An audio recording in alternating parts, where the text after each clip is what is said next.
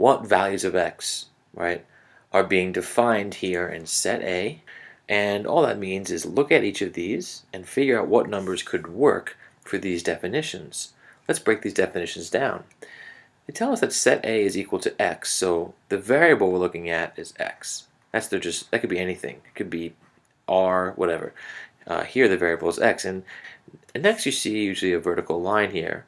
That means such that. So it's saying, so far we know that the set A includes variables, different numbers x, and these numbers are defined as, or such that, right? In other words, the next part defines where these numbers are.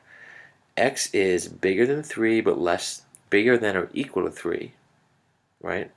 But also x is less than 5, so it's between 3 and 5.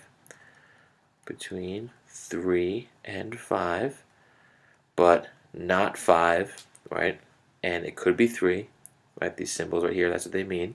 And the last part is that x is an element of, this symbol E is an element, and then they usually give you some type of number group.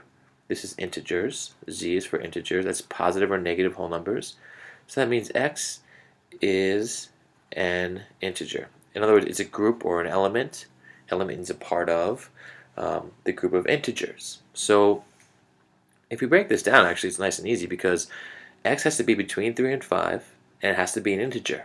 So first you might say, oh, well, 3, 4, and 5. Those numbers are between 3 and 5, right? And they're integers, except x can't equal 5.